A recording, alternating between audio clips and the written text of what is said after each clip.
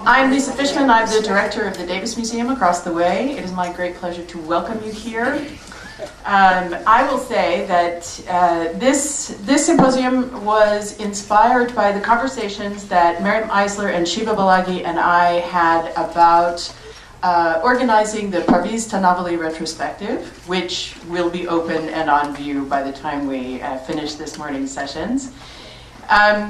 Because so many questions came up as we were talking, and so many issues were raised, and because I think over these past few years, as I have begun to participate in this realm, I have seen conferences and gatherings and have met so many people, been so impressed, that we decided that this would be the perfect opportunity to bring people together. And I have to say that it's extraordinary to see all of you here, because I have met all of you at great distance around the world, and suddenly here you are. I find you all at Wellesley, so that is a pleasure. I think I can speak for my cohort as well. I'm sure they agree. I wanted to share with you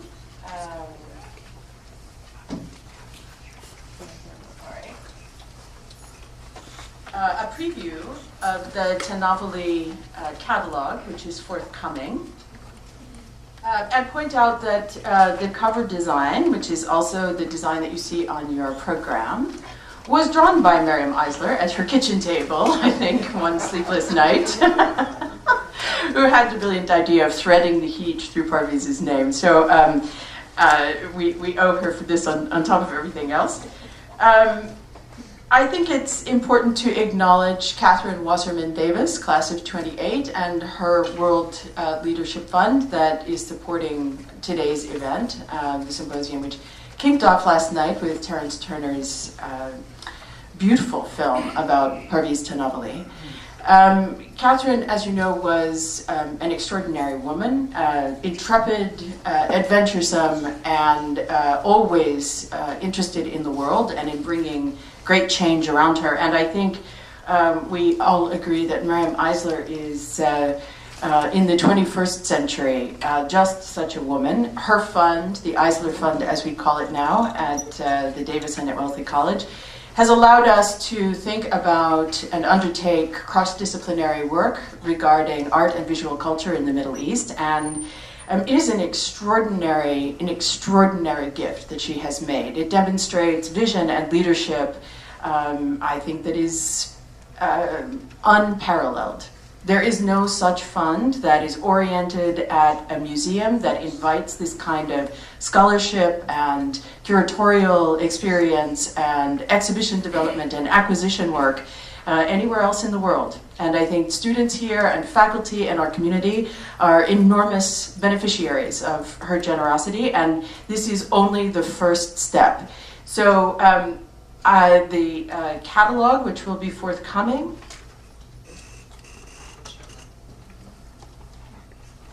will take you through the exhibition and provide in book form something of the experience of being in the show.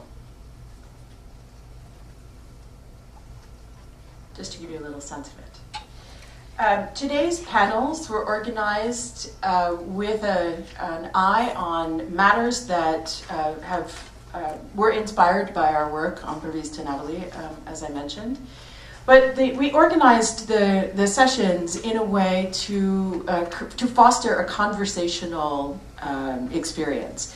I think, one might attend conferences where people are invited to do formal presentations or to go to scholarly panels where people give formal papers. And that's not what we intended today, because as we saw last night at the dinner, we found ourselves sitting around talking about things. And I really think that activity, that engagement is extremely powerful. What you hear is the expression of ideas, the exchange of ideas, and we're here all together to share that kind of thinking with everyone in our community.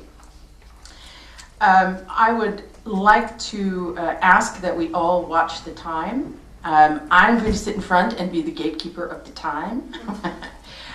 because of course we all want to talk through these issues. You have in your program some information about the panels and who's participating. We figured it would be easiest if we put bios here so that we don't take the time of our guests in introducing themselves. And you also see that everyone has a card to name her or him. So with that, let's begin. Our first panel is called Resurgent, the Contemporary Visibility of Iranian Art. And I will ask Nasser Rabbat to lead the way. Good morning, everyone. My name is Nasser Rabbat, and I'm usually a historian of medieval architecture, but I had seen the light, in a sense, and I'm now I'm interested in what's going on in today. I will just say a few words about perhaps actually why I'm here, and that is I am someone who has been for the last 15 to 20 years advocating the possibility of resurrecting a continuity, a cultural artistic continuity in the Islamic world that brings us to the current moment. So that even though of course there is this constant attempt at speaking about modernity as sui generis and that it sort of like started on its own or as an import, I like to see its roots and its modifications over time and how it relates to a history of art in the Islamic world. And I'm using the Islamic world particularly in here, even though we are in a panel that speaks specifically about Iranian art, but I also would like to see Iranian art in the larger context of the Islamic world. I am just the moderator in here, so I am just going to ask my panelists to keep the time. Again, we have to keep on remembering that. But I also actually asked them a few questions before I would like to introduce them. And we are going to start the day with our panel on the resurgence of contemporary Iranian art. And I'd like you to see the connotations of the word resurgence. There is a little bit of a militancy in such a word. It's like we are coming back. And I would like us to keep that in our mind as we sort of like deliberate how we would like to posit, locate art coming from the non-West into the West and presenting itself on equal terms. And I guess actually this is something that we would like all to see happening. And some of our panelists are helping directly, actively in making this happen. Also, our panel in here represents what one would call the structure of support for art. No artists per se on the panel, but the individuals that make the art speak to the rest of the society, that gives the art a space in the social space, and that helps the art probably grow, prosper, and play its role. So we have a collector and a philanthropist, we have a gallerist, we have curators, writers, and we have art historians and scholars. And these are sort of like overlapping in the four individuals that are on my panel in here. And we will start our discussion with Maryam Eisler, philanthropist, collector, and the brain behind, or one of the three brains behind the show that we are all here celebrating, basically part of the reality in the title of Art and Reality. And our second speaker will be Vali Mahlouji. Oh no, actually, Leila Heller would be the second, and she will bring the perspective of the gallerist in terms of that presentation of contemporary Iranian art and its push into the art scene outside of Iran and outside of the Middle East, perhaps also in the Middle East. Vali Mahlouji would be our third speaker, bringing to us the perspective of the work of a curator working in Europe and perhaps actually dealing with something a little bit different than the American art market, and something that is also struggling to insert the art coming out of the Middle East, coming out of Iran, in the art scene in Europe as much as we are trying to do it here. And our fourth and last panelists, and they are not presenting formal papers, and I will make sure that they don't sit there and present formal paper, is Shiva Balaghi. Shiva, from my perspective, is basically an old friend, and then you can read about the rest of what she does. But I will present her here as sort of like the art historian in the constellation of people, basically the person who's going to bring the historical dimension, the scholarly dimension, to what would be hopefully an extremely enriching conversation. And I hope that my panelists will sort of like make their remarks in ways that will engage the three others around the table and ultimately the audience, and I'm hoping that we will have some time for the audience to ask some questions at the end. So without further ado, Maryam, we'll start with you. Yes, welcome everybody. Delighted to have you all here. I guess I'm not going to pretend that I'm a specialist in Iranian contemporary art or modern art. You know, that's not my field, it's not my profession, it's not what I studied. So I'm going to give you a little bit of a perspective from a patronage perspective. And to give you the bigger picture, I left Iran in '78 and I have not gone back since. So I felt after all these years of profession and career, everything that had in fact nothing to do with art or art history, that the best way to actually hook back with my cultural heritage was through the pursuit and the research and my passion, which had always been art on the side, and what better than, you know, my own country's art, which is modern and contemporary Iranian art. So looking at the bigger picture and in the scheme of what I do, the vision that I have, it's always about a bit of tiredness. You talked about, Nasser, about the resurgence. Well, it's a bit, I'm tired of the negativity that the region as a whole has endured, and of course Iran and the context, the political context in the last 30, 40 years. And what I would like to do is actually remind people, remind audiences around the world that, okay, it may have been a difficult time over the last 40 years, but let's not forget about the 3,000 years preceding the last 30 and the cultural heritage that this country has brought not only to itself, but to the world as a whole. And, you know, we are really indebted to Iran on so many levels, you know, Rumi, Khayyam, Hafiz, you know, on the poetry level, on visual arts, on architecture, on garden design. It just, you know, it's a numerous, non-ending series of incredible contributions to world culture. And so really my mission is about changing perceptions. That's what I do, and that's what my ultimate mission is. And it's about taking this negativity away. And a prime example is, of course, you know, involvement with my alma mater. I graduated from Wellesley in '89. I sit on the board. I can say that, you know, sitting in a privileged position here out in the West allows me to rethink certain things. You know, we're talking about events that are taking place outside among the exiled community, but also about artists who are living very difficult lives within Iran, who have no access, who have no awareness, who do not have access to the same level of platforming that Western artists have.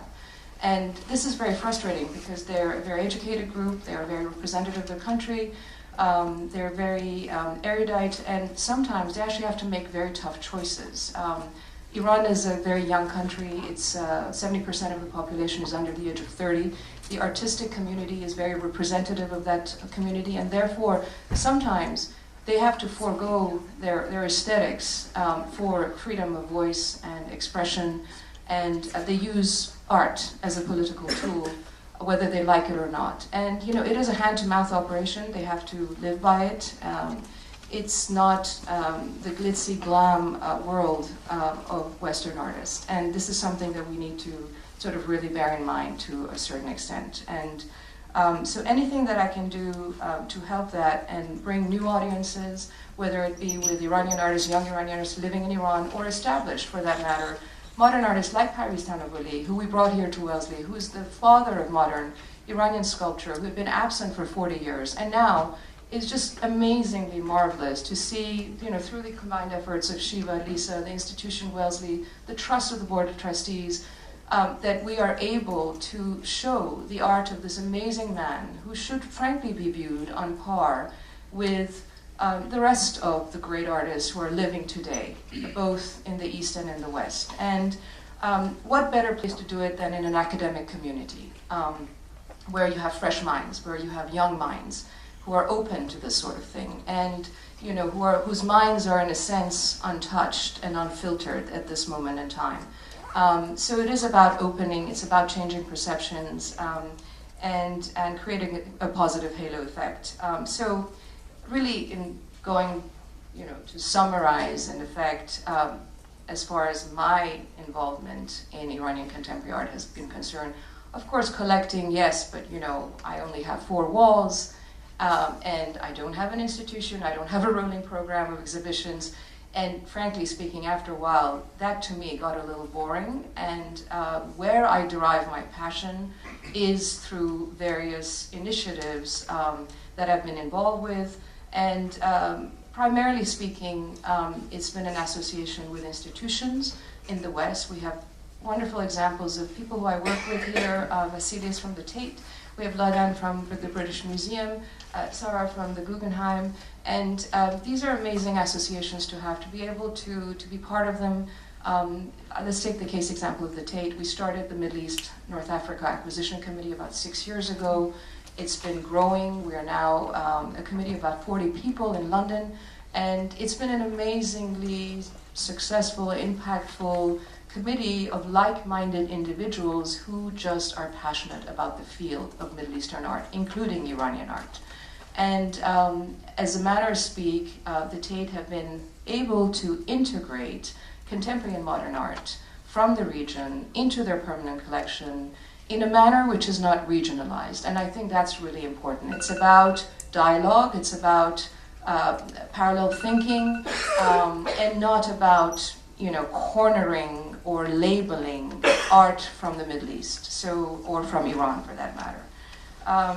The second sort of support that I see being very, very important, and where I derive certainly a great deal of satisfaction in terms of increasing awareness, in terms of also stamping memory. This is something that in our part of the world, because of the turmoil and the political shambles that have taken place, we have lost a sense of memory.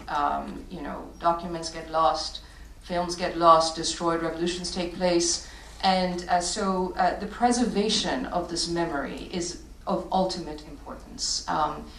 We are, for instance, with Vali at the moment involved with showcasing the archives of the Shiraz festivals. And I will let Vali talk more in detail about that. But those were very important festivals which took place in Iran in the 60s and the 70s and had a very, very big impact, again, on world culture. And that's been taking place at the Whitechapel in London at the end of April.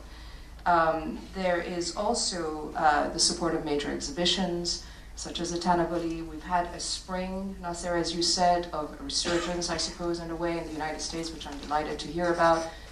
Possibly partly due to the political events, possibly due to the openness that's taking place, or recent openness that's, we're starting to see some burgeoning elements of that. But we've had the Monir Farmaparmayan show at the Guggenheim, we've had Tanavoli show, we're having Shir Neshat at the Hirshhorn in May.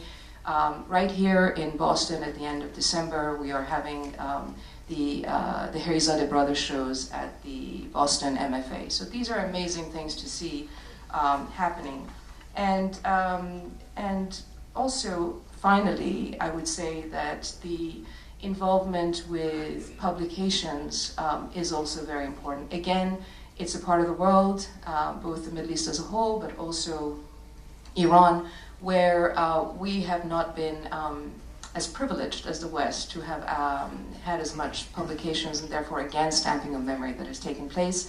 So I have devoted a great deal of my time with my colleague who's sitting here, Hussein Amirsadali, from Transcript Publishing, in getting involved in certain publications that he has initiated to do with the art of the Middle East. So a compendium on Iranian contemporary art for different Saims, a compendium on collectors and patrons of the Middle East called Art and Patronage Middle East, a symposium that followed from that in London about 3 years ago, where we had about 700 people gather at the British Museum.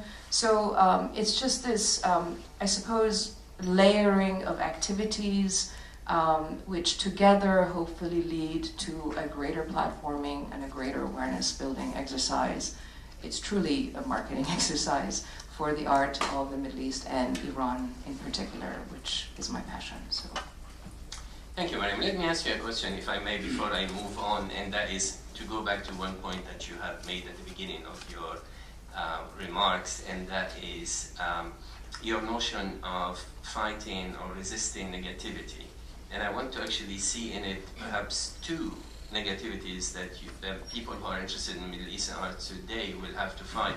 One is the negative image of the art coming out of the Middle East in the world art market, but the other is actually the position of art in the Middle East today, and fighting the negativity about art in many of the countries in the Middle East. Some of them, of course, are now becoming great supporters and funders of contemporary art, but some others, as you have noticed, are actually raising the memory of contemporary art and modern art. So do you see this as sort of like complementary missions, the fighting the two negativities, or two, I would say, activities that require different approach, different sensibilities on the part of a person like you who is so passionately engaged in making the art live and prosper and be seen and be studied? I think certainly there's the negativity that one views from outside looking in, and that's you know, through exhibitions of this sort that one can possibly slowly change perceptions, show a different side of the region, show a different side of the thinking. Tanavoli is a perfect example that I think we picked here because he's actually a non-political and a non-religious, on many levels, artist. So it was actually an easy artist to pick and show, you know, his philosophical side and his ideas, which are actually quite universal. I mean, the idea of nothingness is a philosophical universal, if you may, and it can be understood by many, both from the East and the West. Now, within the region, and not necessarily specifying Iran, well, we could start with Iran. Of course, there's been an evolution within the country itself over the last few years. In the early parts of the period following the revolution, I think a lot of the art that was accepted officially was propaganda art. You know, the government was very much behind art that would support its own mission. And so effectively what ended up happening, from what I understand, even though I was not present, that the real art effectively was taken up by, the role of supporting the real art was taken up by galleries and the commercial field, and by the artists themselves, and also to a certain and a very large extent, and I don't want to take up your time, but by gallerists like Leila, like other galleries in Dubai, who have helped platform this wonderful art. So that's within, you know, within the country itself. Now, where I find very difficult lumping up is talking about the region, the greater Middle Eastern region. And I think there's a big mistake in doing that because there are many different countries within that region which are at different levels of artistic progress and prowess and presence, and certainly education. Without getting into too much detail, there are countries that are just starting that process, that have had effectively for years, till not too long ago, a sort of nomadic cultural background, which has been largely based on oral history, and now they're being, you know, rooted down. And we have, you know, major international institutions, big brands of museums that are being built. And of course, there's that disparity between the local culture and the big name brand institutions that are being built.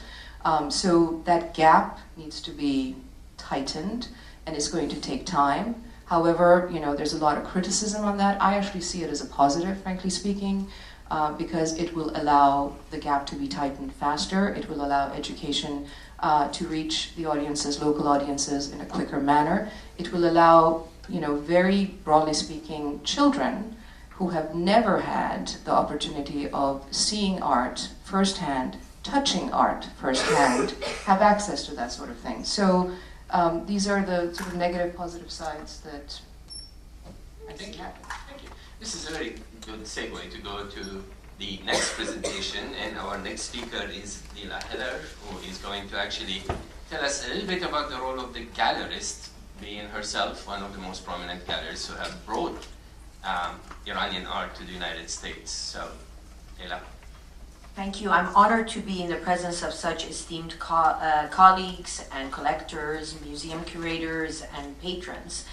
I left Iran in 1972 to continue my studies at Brown University in economics, but as soon as I got there, I realized that my A-levels in economics did not translate at all into modern math in America, so I was totally lost in the classroom when it came to math classes and computers and my old-fashioned sort of training in Iran, which was French and English.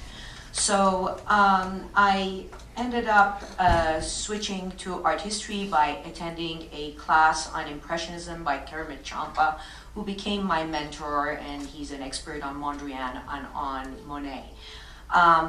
That was to the sorrow of my father, who wanted me to continue, coming back to Iran and running his businesses. During my studies at Brown, one summer, the Empress asked me, what are you studying? And I was telling her that I am studying art history, and she asked me if it was Islamic art, and I said, no, Western art history. And she said, that is great, because we're opening museums in Iran, and a museum of contemporary Iranian art, and you should, come back to Iran and, hopefully join us.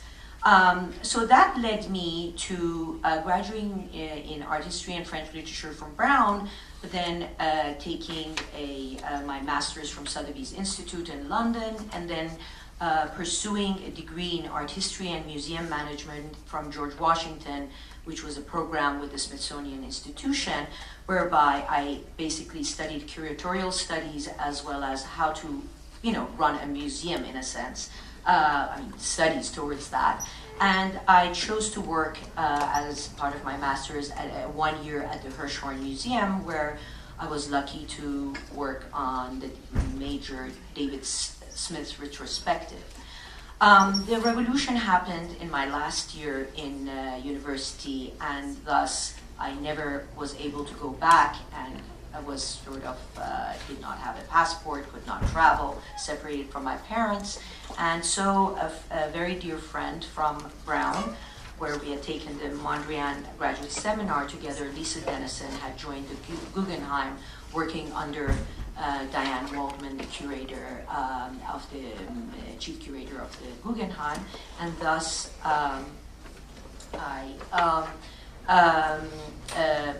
was taken in by the Guggenheim as I didn't have any papers, nothing. They became my family. Moved from different department to department, and I sort of started the junior committee of the Guggenheim and did their first gala for juniors, which was this 1001 Nights. And then slowly became assistant to Lisa. And Matthew Marks at the time was our intern. So it was a great 2 years at the Guggenheim, and I learned a lot, worked on the Joseph Beuys a show at the Guggenheim and on the Kia Cookie Clemente, amongst others. Finally, I worked on my papers slowly and became a curator of an investment bank, and then started dating a Frenchman who was a gallerist, and then started going to museum, to artist studios, and fell in love with, having the one-to-one artist relationship, and so decided to open my own gallery in 1982. This is the time New York was hopping with, amazing artists, Basquiat, Keith Haring, Warhol, and we were all clubbing every night, Studio 54, Xenon, Area, Club A, Regines. So that was really part of the art world, meaning that we met all these artists and basically hung out till 5, 6 in the morning, and that became my life. I started my gallery with a very international program, artists from Europe, America, the first shows of Dan Witts and Tom Woodruff, of Benjamin Lira from Chile, and one of my best friends was Jeffrey Deitch, who for 6 months somehow moved into my back of my gallery and discovered all the artists who had found me from originating from the Middle East or from Iran in particular. So These artists had no place to go, and after having had such patronage in Iran and having shown in museums and had such big patrons and collectors, were in exile and had heard that a young girl, I was 24 years old at the time, had started a gallery in New York. So they first reached out to me, why don't you sponsor us, give us an apartment, do this and that. I basically could barely survive myself at the time. So then we somehow came to understandings, and I did 2 shows for Charles Hossein Zenderudi, and basically only oil companies bought a few works, and some Iranians. And then it led to shows by Arab Shahi, 2 shows with YZ Kami, a show of Nikki Najumi, Monir Farmayan, but most of my shows were unsold, and so it was the American artists and Latin American artists, European artists who were supporting the gallery in order for me to be able to show the Iranian artists. So it was a very difficult time in that respect. I remember like Nikki Najumi just had a sold out show in New York with Taimur, but my show was unsold, not a single work was sold. Monir's show, unsold. So it was very difficult, and there was tremendous prejudice, especially towards the Iranian artists, because it was right after the hostage crisis.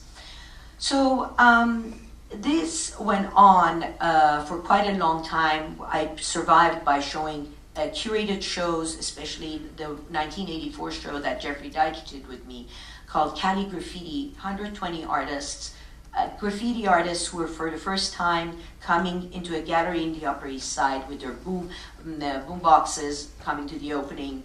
And then the Middle Eastern calligraphy artists, such as Tanavoli, who was in the show with his Heech, as well as Mahjoub Ben Bella and Etel Adnan and Sonia Banassanian and many artists, Marcos Gregorian, many artists next to artists also like Twombly and Toby and Torres Garcia and Michaud and Masson and Mathieu and the Lettrice from France. It was an amazing show, got reviews everywhere, and was the first introduction of calligraphy artists from the Middle East.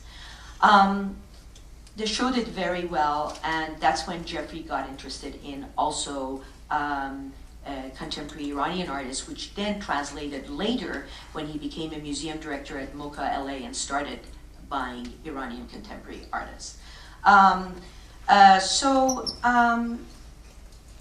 These were tough times, but then slowly the world changed in terms of the internet, and the news of the building of museums in the Middle East, and with the auction houses opening in the Middle East, more of a Iranian and Middle Eastern artists were then exposed to the West through the auction houses, Christie's, Sotheby's, Bonhams, Phillips, and with the internet, everywhere anyone could see how great these artists were. And so in 2005, I did a show of Iranian artists, which then led to my wanting to do a show in a museum. I approached several museums, and none of this worked out until I met Tilfel Rat and Sam Bardwell at the Chelsea Art Museum, which then led to the Iran Inside Out show, where Maryam Eisler and I started the fundraising and basically going to the patrons in the Middle East and in New York amongst the Iranian communities. I raised $250,000 for that show, and it was an amazing show from both the diaspora and from artists from within Iran. My gallery basically became a place where it was not just a gallery for sales, it became also a gallery where we really, and still is, where we have an educational program, where we work with museums in making presentations to them in a very comprehensive way in order to introduce the artists from Iran or from the Middle East.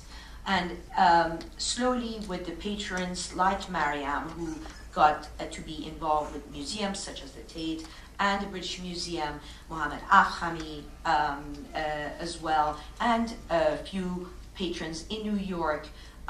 This program took a bigger dimension, and most American museums who have their own patrons started buying Iranian contemporary art for their collections.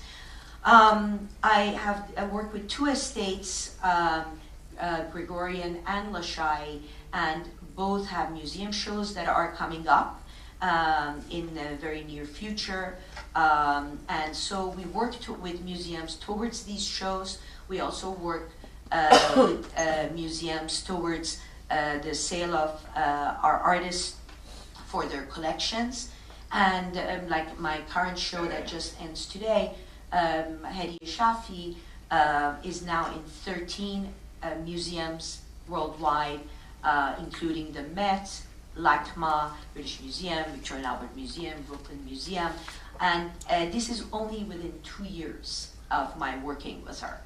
So Puran Jinchi, who will be next, is also in major museums, about 10, 12 museums. So this is truly, the world has changed for Middle Eastern artists. But this is after working very hard, not just, from meaning the curators, patrons, galleries, artists themselves, to bring this to a whole nother different dimension, and showing these artists in different platforms. Art fairs have also been very helpful. Art Dubai, Art Abu Dhabi, Art Istanbul International, to expose these artists in a global way. We also are participants in biennials. In the next Venice Biennale, we have 7 artists under the Iran Pavilion, which is being organized by a foundation in Kermanshah. Family has totally underwritten the costs of this exhibition with the help of the Mazdak Feyznia Foundation, as well as Parviz Tanavoli, Parviz's daughter, who has been helpful with this exhibition called The Great Game, which will be happening in Venice in the next month, but is not sponsored by the government, but is a private initiative, again, due to a generous patron. I also have 2 artists in the Azerbaijan Pavilion.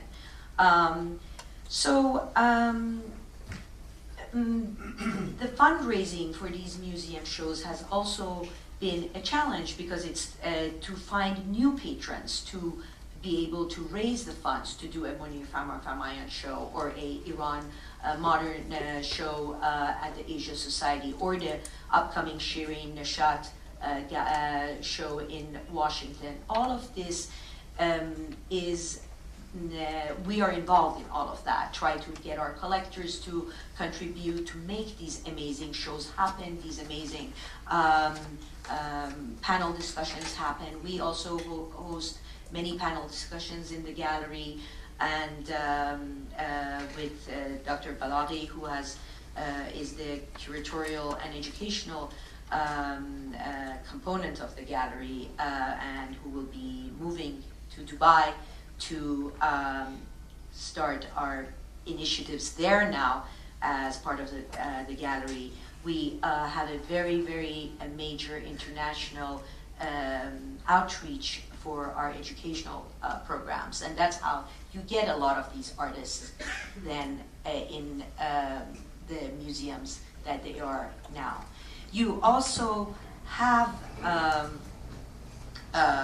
challenges showing artists from the region, Iranian artists, let's say. We had a work by Leila Pazuki in our windows in the gallery in New York, in Chelsea, and it was censored by my landlord. And we were asked to leave the space and be evicted if we didn't take the work down. The work was spiritual prostitution, and basically Leila was over the moon, because she said, here I thought I would be censored in Iran, and yet here I'm censored in New York. And the reason was I didn't even know, but where I am in the corner in Chelsea used to be where the prostitutes hung out in Chelsea, and that was the red light district. So this really did not sink in well with my landlords. Or when we had Shoja Azari's show at the gallery, we got a lot of threats. We had to even hire police for the opening because we were threatened to burn the gallery. As Shoja's show basically was reaching out to showing the pop culture in Iran in a sense of a images which were allowed by the Shiites to be shown, which was the face of the Imam, except the Imams, because the women were the models for these portraits that were in every shop, in every place in the bazaar. So people thought that we were saying the Imams were female, or like this was a sort of insult by changing the face of Ali or Hassan or Hussein to female figures, and that it was an insult and to the religion. And that the truth was that the sitters were always female, the eyes were always that of females. So that's why Shoja was showing these images to make another statement and to also bring attention to the power of women in the 2009 uprising in Iran. So it had nothing to do with, trying to bring attention to the religion or had any religious meaning. In any case, that I just try to, in a short time, bring together what our role as a gallery is to show Iranian contemporary art in New York. Thank you, Leila, for this very brief but actually very condensed presentation of how Iranian art fared in the US. It seems to me that you're actually running through all of your presentation is the kind of prejudice that you had to overcome at every stage, and they varied and they differed from one time to the other, even though, of course, now we have that resurgence and the collections of major museums are buying Iranian contemporary art, but there are still prejudices at different levels. Perhaps actually when Vali will give his presentation, we can hear what's happening on the other side of the pond from a curator who's been working there for some time. So, Vali Mahlouji, please. Thank you. Good morning, everyone. Do we get a chance to show images on our... By all means. Yeah. Do you want to come yourself? Yeah.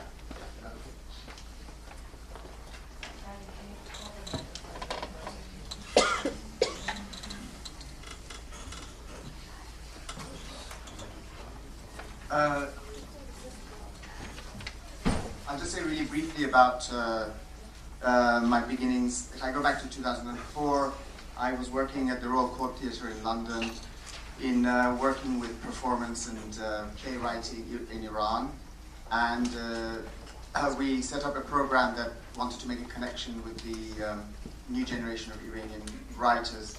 And that actually led to being able to stage, for the first time in 35 years, by a national company in the UK, an Iranian play.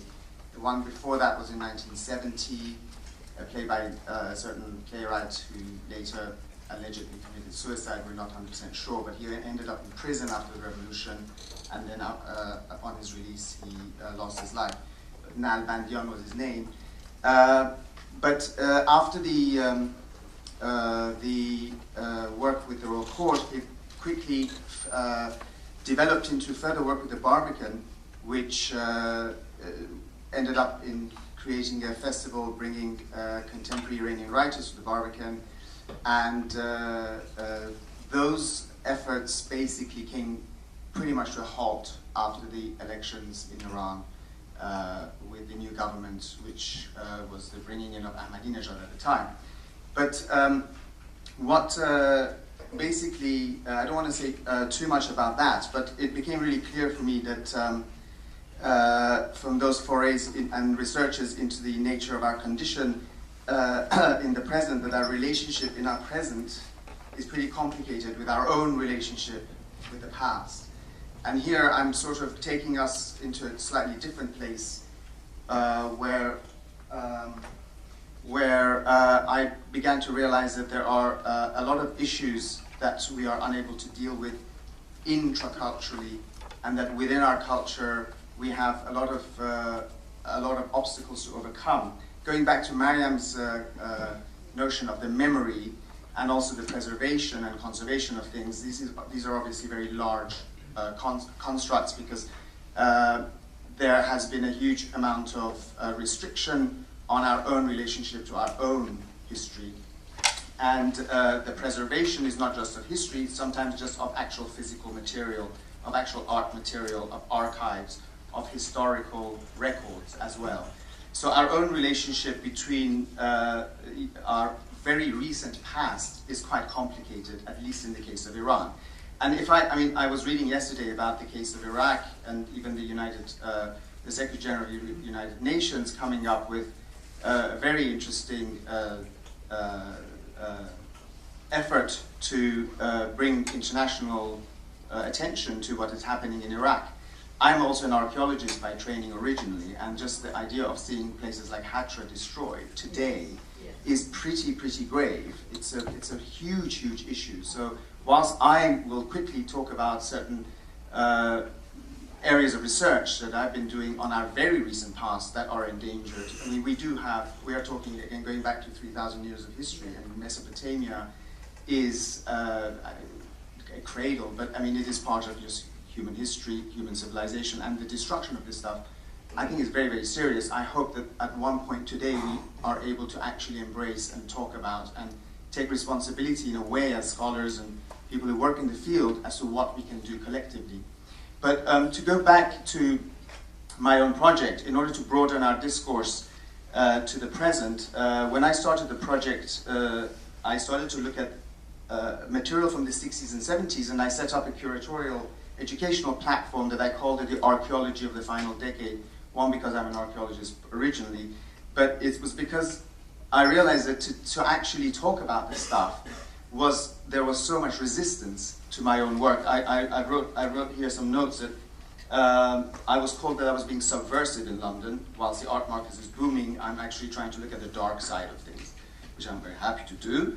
And then that I should be very careful for my own safety for going to Iran. And one of the reasons I just came from Tehran last week was because I wanted to just go back there and test the waters, whether I've already crossed the red line or not, because we don't know where the red lines are sometimes. And then that I was perpetuating nostalgia, as though if we in any way do historical research, it's about nostalgia. Of course, in the case of Iran, it becomes quite simple because there's a fault line of the post and the pre and the post-revolution. And that it was also an intellectual trap, because the work I started to do on the prostitute series of Kaveh Golestan, I'll quickly show you, would kind of fuel American sentiment for bombing Iran. And I mean, that was in Cairo. So I don't know where that came from. But these are kind of our own issues. So in a way, talking about us and the rest, or us, I think it's important also to talk about us and us. And so basically, I set up this organization, Archaeology of the Final Decade, in order to kind of look at material that's rich and contested and undigested within our own cultures, and in a way to promote not only the preservation and conservation of the material, but also a sense of reflection and a kind of promote a healing and restorative process. And in this, I've now found, since having worked for a few years, very many colleagues, some of who are here, who've been extremely supportive. And Jessica Morgan and Simon Baker and Vasilis Oinokomopoulos from the Tate have been very supportive of the project. Omar Khalef and Naya Yakumaki from the Whitechapel have been very supportive. Maryam Eisler, the Mott Foundation, Temu Grane, and anonymous donors have been very supportive in making these kind of difficult projects actually come forth. Catherine David, Suzanne Cotter, these are all the people who've actually come close to helping this project to happen. Now, one of the things I've done is to just take the Shiraz Festival of Arts as a historical object and just to look at it, and in order to basically understand different ideas that were about connectivity and communication, a sense of universalism, a sense of equalization of cultures, which are very important to us today as well. I'll just quickly go through some images. How do we do this? So the Shiraz Festival became a very, very contested area of culture. It was called kind of the Ron Project. It happened between 67 and 77, for those who don't know. But it was called, even then, it was a contested project. The wrong idea in the wrong place for the wrong reasons for the wrong people, that kind of thing. So revisiting it, I find that there is so much mystery and mythology around it, because the archives having been banned since 1979, it means that it's actually the object has been removed from discourse, it's been removed from memory, and what is left of it are mysteries and myths that I have had to work through for years to kind of come to a different way of looking at it. What is important about the Shiraz for me is that it actually, when you look at the catalogs, unlike what you hear or what you read elsewhere, about 80% of the performances that happened in between 67 and 77 came from Asia and Africa. Now, most of the time we hear about this being a West-toxicated project, a project that was a kind of a imperial show-off project, that sort of thing.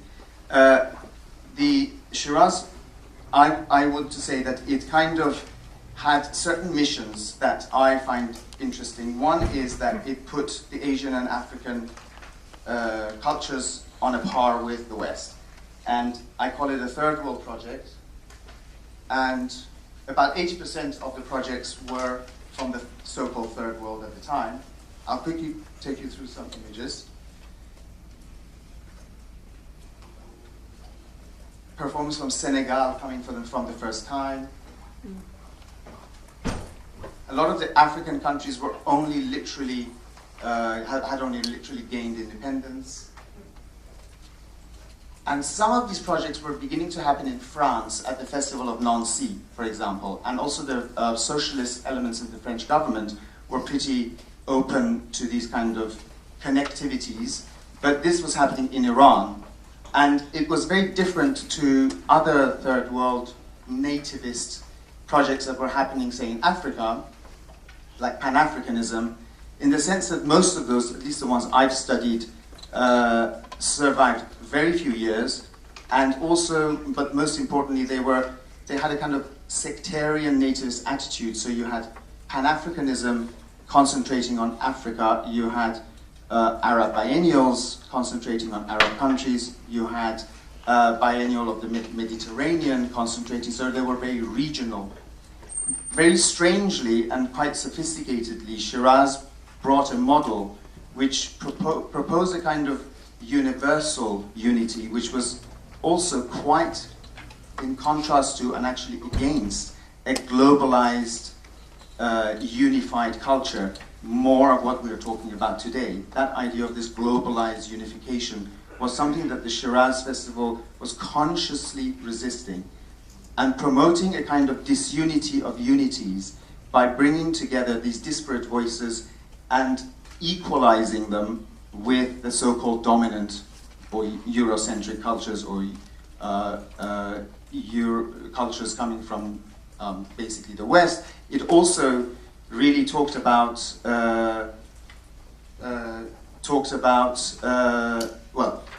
created a situation where the relationship between the so-called third world and the developed world could be reversed, so that traditions from the third world could actually influence. This, of course, attracted the so-called avant-garde or the neo-avant-garde artists from the West, who found an ally in the festival because they were interested in those cultures and those expressions, and they were interested in, well, their own expressions were linking up with those of Indonesia or Japan or India or China, etc. especially. So I'm talking about here looking at a situation where today we can actually see some value in understanding how there could be intercultural dialogue without pretending that we're all globalized in one market or in one attitude or we're all looking at the same thing. But no, we do have different reasons to do what we do come from different contexts, but we can find a common human or universal element in it. It's a very complicated story, but we are going to look at this through the Whitechapel Gallery for 6 months. So the archive that's banned has been, is now getting amassed with the help of patrons, Maryam Eisler here as well, so that actually we can digitize and make available the archive not just to researchers but to the average public. The other thing that I'm going to quickly just mention is the archive of the Golestan, Kaveh Golestan photographic archive that he left behind. He passed away stepping on a landmine in 2003, but we have hundreds of thousands of negatives and transparencies that have never been looked at and never been printed. And I was just in Tehran. We found somebody who sponsored and helped us clean the fungus that's growing on the transparencies, and within a month the fungus was back. I don't know why it's back, whether it's not cleaned properly or whether, we don't know. But this requires a huge amount of effort and a huge amount of fundraising to make sure that these hundreds of thousands of unseen negatives and things are preserved, not only because amongst them are quite interesting artistic material, like the ones of the prostitute series that I've been showing around at the Foam Museum, the Zedar Modern, and in Maxi, and now they're coming to Photo London, but actually behind the scene of the kind of more beautiful, glamorous, and accomplished works is a serious archive documenting the second half of the 20th century, social and political history of Iran. So the work also requires a lot of boring, in a way, but very, very essential preservation of this archive, digitization of it, and bringing it back into the public domain. So this is the kind of work I'm doing, and I'm very happy to be here. So, and as I said, a lot of people who are already here are engaged one way or another with the project. But essentially it is about an intra-cultural dialogue between ourselves and ourselves, or between Iran and itself, and the difficulties of preserving our own culture.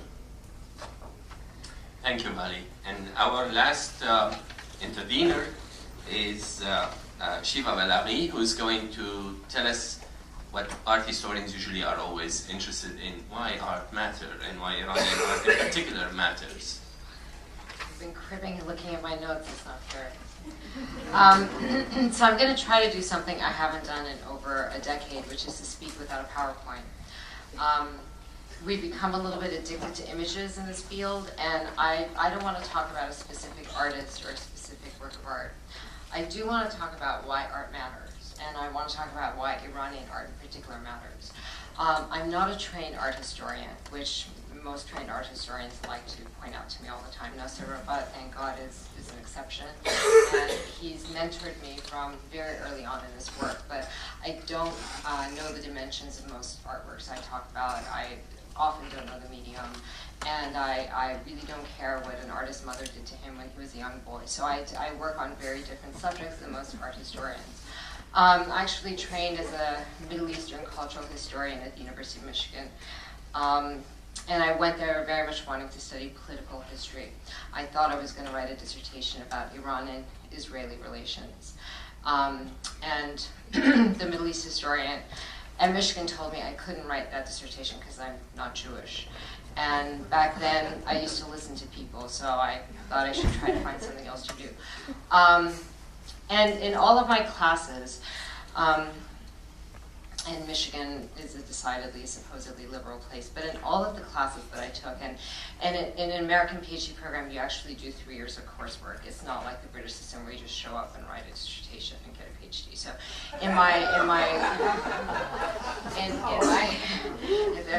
a couple of British PhDs here, so I thought I'd just wake you guys up this morning a little bit, right? But in all of my classes, the Iranian people were always presented as placid people to whom history happened. You know, the colonizers came and the British and the Russians divided Iran into a 1906 partition, and the professor said, and the Iranians didn't even know this had happened. And there was just something intuitive in me that felt like that can't possibly be the case. And so I went to the British archives and I did research and I wrote an article about political cartoons that came out the day after the 1906 partition was signed, expressing views of what Iranians felt about it. And so whenever there were lapses in the narrative, I often turned to film and art and political cartoons as a way to kind of bring an alternative voice to Iranian history. So that's how I became interested in the visual culture of Iran. And by the time I went to NYU, the NYU has this big resource of Iranian art at the Gray Art Gallery. I started working on 20th century and Iranian art, and then I realized there are living artists that you can work with and that you can talk to, and once you engage contemporary living artists and filmmakers, you can't go back. Dead people are far less interesting. So, but I do encounter certain difficulties in my field, and they have very much to do with my raison d'etre. Orientalism is, as its root, an art historical argument, right? What Bernard Lewis is arguing, you know, about Muslim rage is that its roots an art historical argument. That, you know, medieval Islam had this great grand culture. Modernity happened, we missed that boat. And so we have two alternatives, either mimetic modernity, which is inauthentic and unreal, or to get really pissed off and blow people up. So, and if you look at kind of Clash of Civilizations, the footnotes, which are few, really focus on Bernard Lewis, and Bernard Lewis's argument is very much an Orientalist argument, that the modern era for the Middle East and the Islamic world at large represents a period of decline, decay, and decadence, which ultimately leads to the political platforms that we have now. So to be someone who's saying, let's actually study and teach the modern and contemporary art of the Middle East is to completely go against that entire narrative. And that's why, for many years, I was the only professor at a North American university who taught modern and contemporary Iranian art in an art history department. Because the very essence of doing that is going against a very large narrative.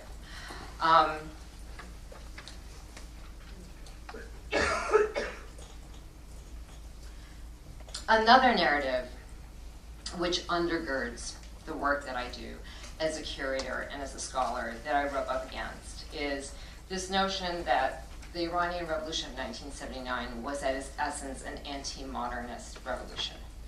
They were revolting against modernity. That the Shah's regime was one that promoted modernity and the revolution was against modernity. And so then to kind of talk about the importance of modern art and contemporary art in post-revolutionary Iran is also to work against the grains of certain kinds of politics. So you can see that, you know, doing something, being kind of a nerdy art historian, you actually are stepping on all kinds of political things, even by virtue of just doing very straight up art historical research, very straight up curatorial work.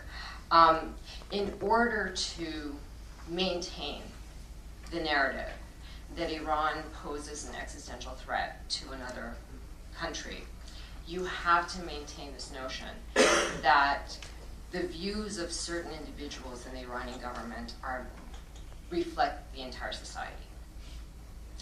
To show the work of filmmakers and artists is to counter that narrative.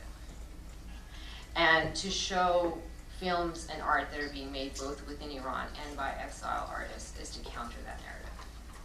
I mean, there was a really stunning moment in the film yesterday where Empress Farah Pahlavi was defending Parviz Tanavoli going to Iran and working with artists and art institutions there as something that is essential to do for the education of Iran's current youth.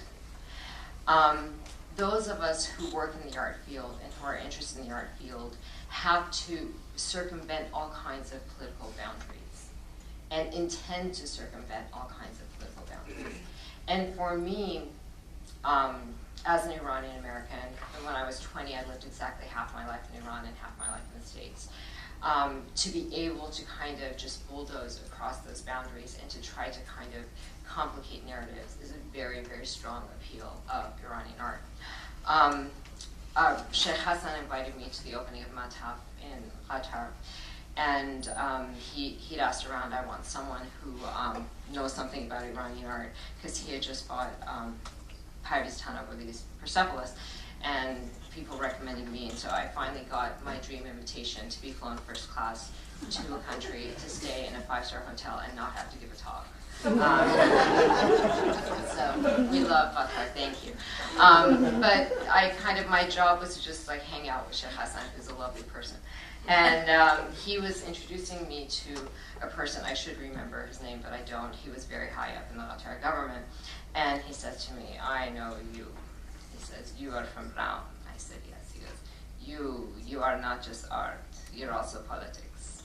And I said, yes, I'm not just art, I'm also politics. So that's where I come to art history. And for me, the fact that there are, at this particular time, with the headlines that we see about Iran right now, 3 major American museums filled with Iranian art.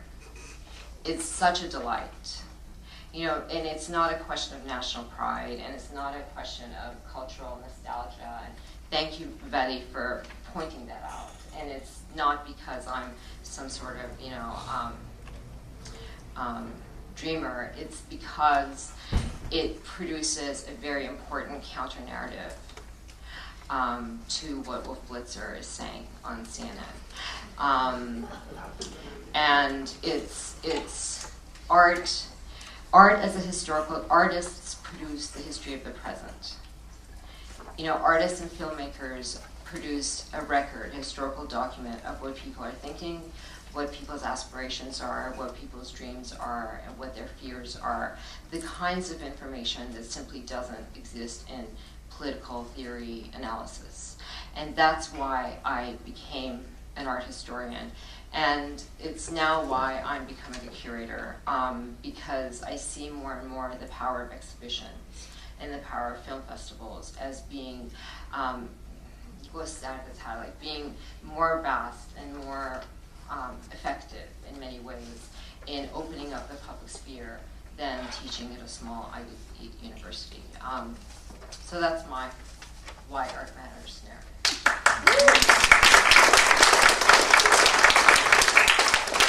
I'm amazed we managed to have actually a few minutes for questions.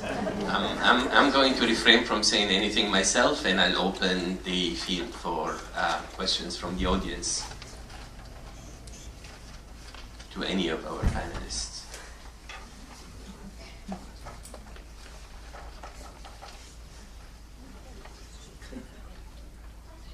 Please. I'm interested in, as we'll discuss later, I believe art does matter, and it's very useful in all kinds of ways to governments and polities who want to engage and communicate and influence the other. And none of you have commented really on the Iranian government, if you will, or polity, whatever, and their interest in this, in Iranian art, seeming to start to catch interest, at least in the United States, in getting a bit of patronage, a bit of exposure. People complain about American cultural hegemony.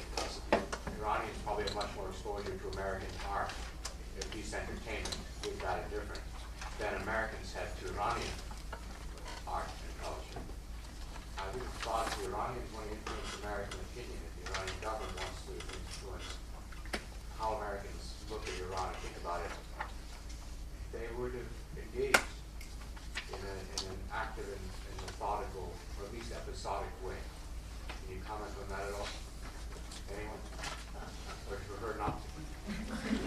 if I may say, just from a media perspective, because this particular exhibition has received a great deal of media attention in the West, certainly, but it's also had incredible echoes and coverage within Iran as well, which was, you know, very encouraging in many ways. And the articles were written in a very open manner, and supporting the artist, which was wonderful, because we did have a certain degree of concern, I have to say, when, you know, he agreed to do this here at Wellesley in the United States, because he operates out of Iran as well, you know, how that would be perceived internally. But from a media perspective, certainly I could say that he's had great support within Iran. I think there was also some degree of interest. We were surprised not to hear from possibly the UN representatives or people of that nature, as you mentioned, but I think there was some degree of interest from the US government in terms of coming and covering this and making a documentary, and did not happen, but the queries were there, so I don't know if Shiva wants to say. There has been a lot of cultural diplomacy happening sort of very quietly, leading up to what is happening now in Congress and Obama wanting to end the sanctions. I got a call 2 years ago from the State Department, and I was freaking out, like, what is going on here? And they asked to speak to me in person, and they asked me and said that they have 10 museum directors from Iran visiting as the guests of the American government. State Department had invited them, and that they wanted to arrange a visit to my gallery.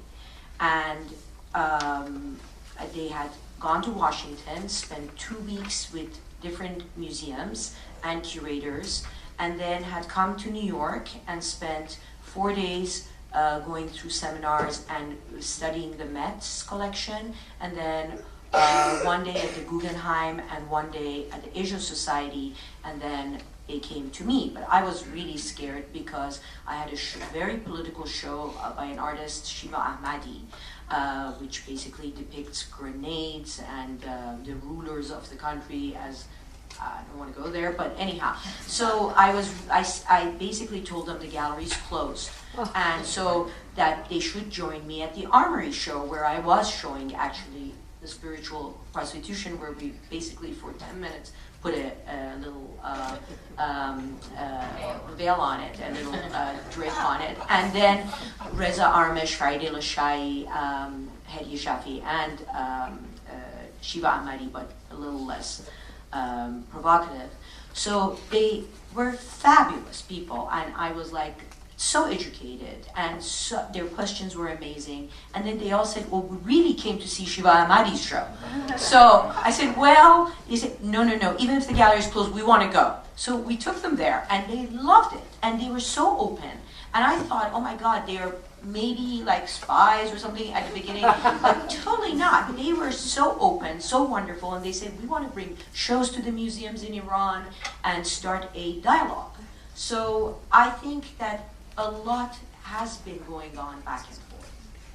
May I also just add that we were all in Dubai recently, and we had this wonderful news of a group from LACMA, from LA, American patrons, very known American patrons and collectors, who had just gone with the curator at the LACMA back to Iran, and they'd done this wonderful trip all over the country, including a visit to the Museum of Contemporary Art of Tehran, whereby the curator, the chief curator, had actually opened the doors to the $4 billion worth of incredible Western art that's sitting there that has not been shared with the rest of the world throughout, you know, these last 40 years. And they had this privileged access, visual access, to all these works by Jackson Pollock, by Warhol, by Francis Bacon, the famous triptych. And it was incredible. Lale Sabri, who's sitting here, was actually there, present. She's taken incredible pictures. We've always had these doubts as to whether these pieces still exist, whether they've been traded, you know, the black market, but every single piece exists, and they were shared and shown with great degree of energy and positive attitude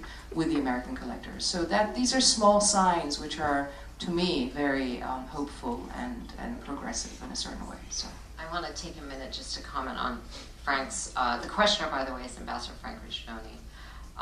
So for the rest of you who don't know, so, So there's two things. One is, there are times in Iran, in the official exhibition spaces, Neovaran, Tehran Museum of Contemporary Art, places like that, where these exhibitions happen all of a sudden, right? So right around when Ahmadinejad started making his interesting comments about the Holocaust, there was an exhibition of Chagall in Iran. And I would call around and say, who curated this? Like, Yeki. So, I mean, the curators of these shows are always Yeki. So, I don't know who Yeki is, but Yeki is the best curator in Tehran. Yeki means someone. Yeah, someone. Who's the curator? Yeki. And Iran does have, as Maryam said, the largest collection of modern Western art that's held anywhere outside of Europe and the Middle East. And Sami Azar, the then director of Timoca, when Ahmadinejad was elected, he resigned. And his last show was to put up every single work of Western art. He called it modern art movement. And that was his kind of, middle finger to Ahmadinejad on his way out as director of Timoca. And he documented it in an amazing catalog. He did a great book. So the other thing is that when Rouhani came to New York for his first UNGA meeting, he brought with him his then vice president for cultural affairs. And we had a meeting of the American Institute of Iranian Studies, on whose board I sit, at the residence of the Iranian ambassador to the UN. And I was the only Iranian there, because typically American universities like to hire Americans to teach Iranian studies. So I was the only Iranian there. And it's true. It's true. Google it. There's like 5 of us. Okay. So I was there and kind of feeling kind of like the token Iranian. I kind of felt like I should just salam alaikum in Farsi to them. So I just started speaking a little Farsi, and he just kind of looked at me like, where is this Persian coming from? And then one of his aides said, "You know who she is? You know who she is?" And he's like, "No, I don't know who she is." And so he told him who my grandfather is. My grandfather, having been Ayatollah Balaghi, and he just kind of looked at me, because I guess I don't look like your typical Ayatollah's granddaughter. And so he wanted to talk to me afterwards about my grandfather, who was one of the Ayatollahs who opposed the formation of the Islamic Republic. So members of the government don't openly show admiration for him, so they always want to have a private conversation with me about, him after. And I said to him, I said, do you want to come? There's an exhibition of Iranian art at the Gray Art Gallery. Do you want to come and see it? And he said yes. So we made an appointment, and he asked for it to be off the record. And he showed up with 10 of his, tieless, collarless assistants. And I told him, I said, when we go down the stairs, the first 2 works we're going to see in the exhibition are by Kamran Diba and Mir Hossein Mousavi. So I will just walk you carefully past those works, and we can talk about the rest of the exhibition. And he said, that's an excellent idea. So we're like going down, and there's Kamran Diba, and there's 2 Mir Hossein Mousavis. And then, he's like, Merci Khan, like, he's like this, because I'm walking past it. And then his aides were like, نگاه کن کار Mir Hossein Mousavi رو تو موزه آمریکا گذاشتن.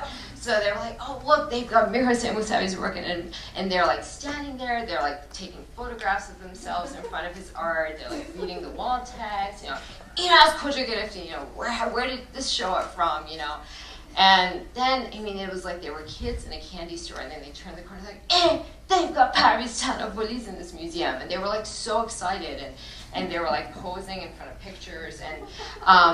And then they go up to Siar Mejani, Siar Mejani, who was a huge supporter of Mossadegh, left Iran, under political thing, and he also is Christian. So there's this huge work by Siar Mejani that has like crosses all over it, and this and that, and there's the vice president of culture like posing for like pictures in front of it, And I'm like, این کار آقای سیاه ارمجانیه. He's like, بله. No, and he's like, so it was this very kind of weird, and of course, I kept biting my tongue because it was off record. I couldn't talk about it because this would have made like for a really interesting play, at least, if not an article. Yeah, but so, he's resigned already. He for health reasons and wanting to spend time with his family, he's no longer the vice president of cultural affairs. So I can talk about this now. But, you know, at that point, we had talked about having these sort of visits, and that's actually, Linda Kamarov was there, and that's when she started this thing. So we talked about having these kinds of visits, because I said to him, I said, I want to help you with cultural diplomacy, and he said, what do you want from me in return? Like, you're offering all this help, what do you want from me in return? I said, I would like to go back to Iran. And he said, oh, when was the last time you were in Iran? I said, 1979. And he said, how come? And I said, well, you know, I've been busy. It's, you know, I've had a lot to do, you know.